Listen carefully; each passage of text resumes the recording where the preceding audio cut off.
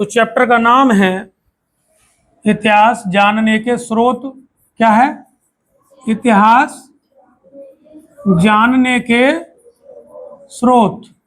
इतिहास को हम कैसे जानते हैं? तो सबसे पहले तो हम ये जाने कि इतिहास है क्या। इतिहास कहते किसे हैं? अतीत में जो घटनाएं घटित हुई हैं, अतीत की घटनाओं का जो अध्ययन है, भूतकाल की घटनाओं का जो अध्ययन है, उसी को इतिहास कहा जाता है। मतलब आज मैं आपको अगर ये पढ़ा रहा हूं तो आने वाले कल में, मतलब 5 को, तो आने वाले समय में, आने वाले कल में ये जो आज की घटना ये भी इतिहास हो जाएगी। ठीक? एक विद्वान ने कहा है कि आज का अखबार कल का ऐतिहासिक दस्तावेज बन जाता है। मतलब आज का इतिहास अगर उसमें बाद में पढ़ेंगे तो कहेंगे जो कल ऐसा हुआ था, अखबार में ये पढ़ेंगे कल ऐसा हुआ था। तो हम इसमें भी तो यही पढ़ रहे हैं कि 100 साल पहले क्या हुआ था, 200 साल पहले क्या हुआ था, 1000 साल पहले क्या हुआ था। इसका मतलब यह है कि आज से पहले जो घटनाएं घटित हुई हैं उनका अध्ययन क्या कहलाता है? इतिहास। तो इतिहास को जानने के लिए सबसे पहले हम इतिहास को कुछ काल खंडों में बांटते हैं और उनको हम सिस्टेमेटिक ढंग से समझने का प्रयास करेंगे। तो इतिहास को हमने, मतलब पीछे का जो जितना भी समय है उसको हमने 3 हिस्सों में बांटा है। कितने में? 3 हिस्सों में बांटा है। सबसे पहले भाग को हम कहते हैं, पहला जो समय, पहला काल खंड है उसको हम कहते हैं पूर्व ऐतिहासिक काल, प्राक ऐतिहासिक काल। मतलब कि ऐसा समय जो इसे इतिहास से पहले का है। तो ये ऐसा समय कौन सा है कि जिसके बारे में न तो कुछ लिखा हुआ है, कुछ भी लिखा हुआ मौजूद नहीं है। इसका मतलब उस समय लेखन चालू नहीं हुआ था, कागज का आविष्कार नहीं हुआ था, और भी या लिखाई का भी आविष्कार नहीं हुआ था। तो ऐसा समय जिसके बारे में कोई भी लिखित प्रमाण मौजूद नहीं है, लिखित प्रमाण कोई भी मौजूद नहीं है, उसको कहा जाता है प्रागैतिहासिक काल या पूर्व ऐतिहासिक काल। दूसरा समय वो है जिसे कहते हैं आद्य ऐतिहासिक काल। ये एक ऐसा समय है जिसके बारे में उस समय के लोगों ने लिखा तो है, लेकिन वो क्या लिखा है उसको आज के लोग पढ़ नहीं पाए हैं। मतलब उस समय वो कौन सी लिपि लिखते थे, कौन सी भाषा में लिखते थे, कैसे चिन्हों का प्रयोग करके अपनी भाषा का निर्माण करते थे, वो जो लिखा है उन्होंने उसको हम लोग पढ़ नहीं पाए हैं। जैसे हड़प्पा, कई सारी सभ्यताएं वो उनको पढ़ नहीं पाए, ऐसे ही हड़प्पा कालीन जो सभ्यता है, इसके आगे आप चैप्टरों में पढ़ेंगे, 3 या 4 चैप्टर में होगा, तो उसमें भी क्या है कि हड़प्पा कालीन जो लोग थे वो क्या लिखते थे उसको भी आज तक कोई पढ़ नहीं पाया है। तो दूसरा कालखंड इतिहास का ऐसा है जिसका लिखित प्रमाण तो मौजूद है, लेकिन वो क्या लिखा है उसके बारे में किसी को कुछ पता नहीं है, उसको हम पढ़ भी नहीं पाए हैं। तो वो समय कहलाता है आद्य ऐतिहासिक काल। ठीक? और तीसरा जो काल है उसे कहते हैं ऐतिहासिक काल। मतलब उसके बारे में लिखा हुआ भी मौजूद है और उसको हम पढ़ भी सकते हैं, उसे हम पढ़ते भी हैं। जो आजकल आप पढ़ रहे हैं, किताबें पढ़ रहे हैं, अंग्रेजों के जमाने की पढ़ रहे हैं, मुगलों के जमाने का पढ़ रहे हैं, जो लिखा हुआ है ये सब किस में आता है? ऐतिहासिक काल में। ठीक है? अब ये देखिए, अच्छा एक प्रश्न आपके दिमाग में आता होगा कि जब कागज नहीं था तो उस काल का वर्णन लोग कैसे करते थे, मतलब उसके बारे में लिखा पढ़ी फिर कैसे करते थे? तो कुछ साधन थे जिन पर वो अपनी उस समय की घटनाओं को लिख देते थे, जिसमें एक है ताड़पत्र। क्या है? ताड़पत्र। ताड़पत्र क्या होता है? ताड़ के जो पेड़ के चौड़े चौड़े जो पत्ते होते हैं वो सूख जाते थे, हार्ड होते थे, उन पर लिख देते थे। कैसे लिखते? जो नील वगैरह होता है ना, नील वगैरह होता है, लाख वगैरह होता है, उसका जो घोल से बना के उससे लिखते थे, वो मिटता नहीं था। भोजपत्र, भुर्ज एक पेड़ होता है और उसकी छाल, जैसे पेड़ होता है ना उसकी जो छाल होती है ना, जैसे नीम वगैरह से उतार लेते हैं, है ना, कच्ची लकड़ी होती है उस पर भी उतार लेते कि नहीं, तो वो जो लिखते थे उस तरफ दूसरी तरफ के जब जिधर वो चिपकी होती है वो साइड में कैसी होती है, चिकनी सी होती है, व्हाइट कलर की होती है एकदम। तो उसकी जो पेड़ की जो छाल होती थी उस पर भी लोग लिखते थे। ताम्रपत्र, तांबे के टुकड़े होते थे चद्दर वाले, फिर उसमें गोद गोद करके वो भी लिखते थे, गोद गोद के भी लिखते थे। जैसे तुमने देखा होगा पुराने जमाने के, अगर कहीं तांबे की प्लेट व्लेट अगर घरों में है पुराने जमाने की, है ना, तो उसमें ऐसे लगता है जैसे गोद गोद के लिखा हुआ है, गोद गोद के लिखते हैं कि नहीं। और आज भी मेले बाजार में कहीं जाओ तो ऐसी चीजें मिलती हैं मंदिरों वगैरह के आसपास, उसमें गुदाई वगैरह से लिखा होता है, ऊंचा उठा हुआ दिखता है कि नहीं, दूसरा हाथ लगाओ तो उसी टाइप से। तो तांबे के पतले और चपटे टुकड़ों पे लिखते थे स्तंभ लेख। स्तंभ लेख मतलब जैसे पत्थर का एक ऊंचा सा जैसे बना दिया और उस पर उस समय के जो कालखंड था उस समय के बारे में जो घटनाओं का वर्णन उस पर लिख दिया। और एक है शिलालेख। शिलालेख मतलब पत्थर के टुकड़े पे एक बहुत बड़ा सा ऐसे पत्थर कहीं का टुकड़ा है और वो इसको छांटा नहीं, उसी पर हमने सब लिख दिया, फलाने राजा ने फलानी तारीख में इतने समय इस राज्य को जीता और इतना भाग ये किया और इतना कर के रूप में इतना लगाया। जैसे इलाहाबाद के पास में जो अशोक का है जो शिलालेख है उस पर लिखा हुआ है कि अशोक ने इस जगह को यहाँ जब जीता तो कृषि पर 1/3 कर लगा दिया, मतलब 1/3 कर लगा दिया था। अगर 1/3 मतलब अगर 3 बोरी अगर गेहूं हुए हैं किसी पर तो 1 बोरी वो राजा को कर के रूप में देना है। तो वो विजयों का उल्लेख और ये सब चीजें किस पर, ये शिलालेख है और ये स्तंभ लेख है। ठीक है, नोट का नोट, प्राचीन अधिकांश लिपियां चित्रात्मक थी। ये देखिए क्वेश्चन बहुत इंपॉर्टेंट है, जो आज हम लोग ऐसे लिखते हैं ये चित्र नहीं है, ये चित्र नहीं है, चिन्ह जरूर है। जैसे देखिए छोटा आ बनाते हैं तो ये क्या, ये चिन्ह बना दिया हमने, चित्र नहीं है। तो पुरानी जो सभ्यताएं थी या जो लिपियां थी सारी वो चित्रात्मक थी। जैसे मिस्र की लिपि, चीनी लिपि, सैंधव लिपि, ये सब कैसी थी, चित्रात्मक। ये चित्रों के माध्यम से, जैसे अगर मान लीजिए बैलगाड़ी बनानी है तो वो ऐसे चिन्ह सा बनाते थे कि जैसे लगे कि उसको हम देख के बता दें कि ये बैलगाड़ी है। ठीक है, इतिहास जानने के क्या क्या स्रोत हैं इसको देखें। दो तरह के चीजें हैं इसमें। एक है पुरातात्विक स्रोत।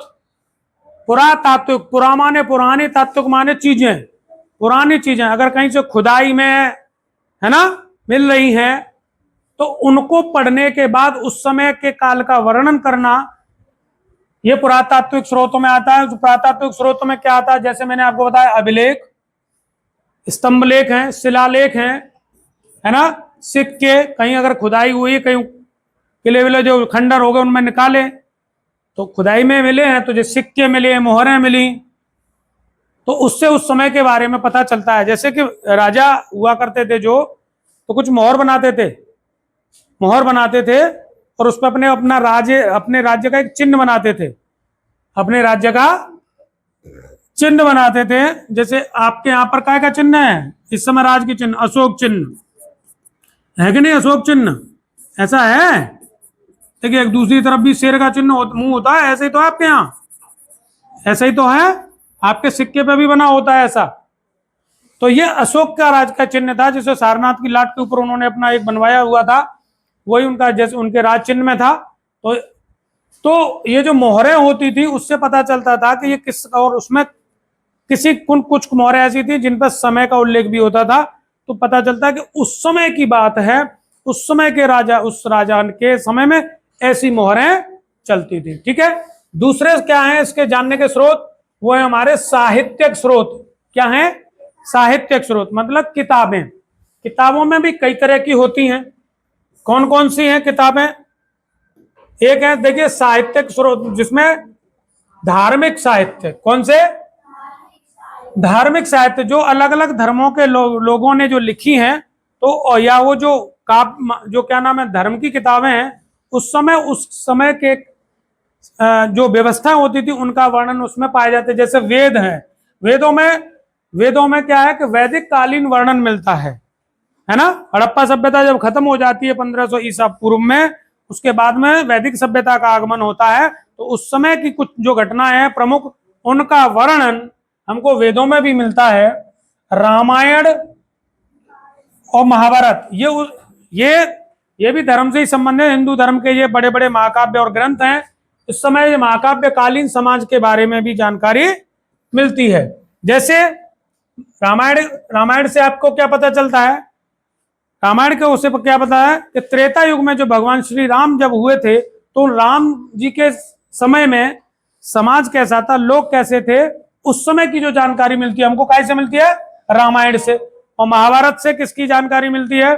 कि द्वापर युग में, द्वापर के जब एंड में है ना, दिल्ली और उसके आसपास जो इंद्रप्रस्थ और ये जो व्यवस्था राजा थे कौरव पांडव, है ना, भगवान श्री कृष्ण के बारे में, ये सब जानकारी हमको मिलती है महाभारत।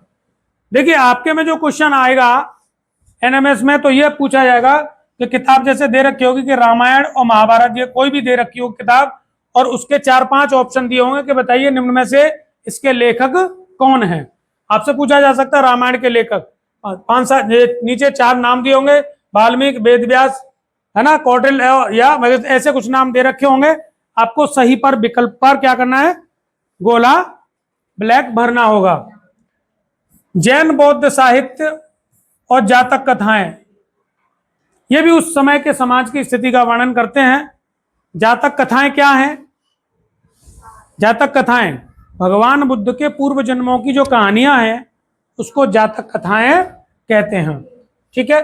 धर्मेतर साहित्य मतलब धर्म से इतर, धर्मेतर मतलब धर्म से इतर, धर्म से थोड़ी सी हटके। देखिए धर्मेतर साहित्य में जैसे अर्थशास्त्र, चंद्रगुप्त मौर्य के समय में जब कौटिल्य उनके राज दरबार में उनके प्रधानमंत्री थे तो उन्होंने राज कैसे किया जाए, राजा को क्या करना चाहिए क्या नहीं करना चाहिए, उस प्रकार की पूरी व्यवस्थाएं, उनके समय पर वहां का राजकाज कैसे चलता था, वो सारा उल्लेख किसमें मिलता है? अर्थशास्त्र में। किसमें? अर्थशास्त्र। किसने लिखी है? ये प्रश्न बनता है। कौटिल्य ने। उनका दूसरा नाम क्या है? चाणक्य। और उनके बचपन का क्या नाम था? विष्णुगुप्त। तो 3 नाम हैं। ठीक है ना। मौर्यकालीन समाज, राजनीति और धार्मिक आर्थिक वर्णन इसमें पाया जाता है। राजतरंगिणी एक पुस्तक है, मतलब ये वो किताब है जो धर्म की किताब नहीं है। ठीक है ना। राजतरंगिणी के लेखक कौन है? कल्लड़। ये क्वेश्चन आता है, राजतरंगिणी के लेखक कौन है? कल्लड़। 11वीं और 12वीं शताब्दी में कश्मीर का जो इतिहास है उसका वर्णन राजतरंगिणी नामक पुस्तक में मिलता है।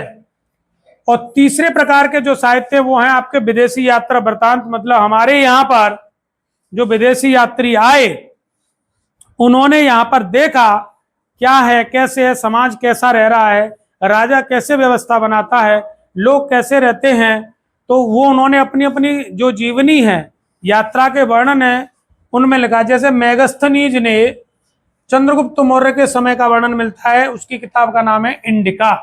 तो क्वेश्चन आपसे ये पूछेगा, आसान प्रश्न पूछेगा, बड़ा नहीं पूछेगा, यही पूछेगा कि इंडिका के लेखक कौन है। आपका आंसर होना चाहिए मेगस्थनीज। ठीक। चीनी 2 यात्री आए थे, एक फाइयान और एक वेनसांग। एक फाइयान आए थे और एक वेनसांग। इसे श्वेतसांग भी नाम है उसका, एक श्वेतसांग भी कोई बोलते हैं। तो ये आप देखिए, इसमें कंफ्यूज मत होना। फाइयान आया था गुप्त काल में, गुप्त काल में। इसमें चंद्रगुप्त प्रथम, समुद्रगुप्त और ये जो ऐसे जो राजा हुए थे जो आगे आप इसमें पढ़ेंगे 6ठी ईसा पूर्व की शताब्दी में। वेनसांग आया था हर्षवर्धन के काल में, हर्षवर्धन के समय में आया था। और देखिए एक चीज और, बहुत ज्यादा इसमें है नहीं चैप्टर में, देखिए तिथियां, जो ऐतिहासिक तिथियों को जो हम लोग उल्लेख करते हैं, तो 2 ईसा पूर्व किसे कहते हैं और ईसवी सन किसे कहते हैं। ईसा मसीह के जन्म से पूर्व का समय, बीसी।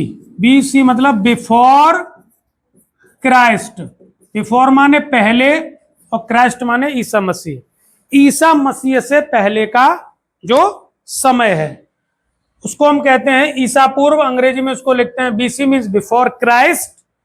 और ईसवी सन कहते हैं ईसा मसीह के जन्म के बाद का समय। क्या है, उसको अंग्रेजी में कहते हैं एडी। क्या है इसका नाम? एनो डोमिनी। एनो डोमिनी, एनो डोमिनी, एनो डोमिनी है ये। एनो डोमिनी का मतलब ईसा मसीह के बाद का समय। अगर आप इसको थोड़ा देखिए, समझने का प्रयास करें तो मैं इधर देखिए, इधर समझिएगा कि जैसे ये टाइम लाइन है, मान लीजिए समय रेखा है, और ये 4 ईस्वी में ईसा मसीह का जन्म होता है। ईसा मसीह का जन्म होता है यहां पर। तो इसके बाद का जो समय है, जैसे अभी क्या चल रहा, 2026, तो ये ईसा मसीह के बाद, तो ये क्या हो जाएगा? एडी। ये वाला जो समय है ये क्या होगा? एडी। और इससे जो पीछे का समय है ये क्या कहलाएगा? बीसी, बिफोर क्राइस्ट, उससे पहले का समय। ठीक है ना? तो ये क्लियर, ये समझ में आ गया? ईसा पूर्व और ईसवी। तो ईसा पूर्व ईसा मसीह से पहले का समय, ये ईसा पूर्व, और ईसवी ईसा मसीह के बाद के जन्म के बाद का समय। ठीक है ना? गुड। तो ये चीज, ये आपको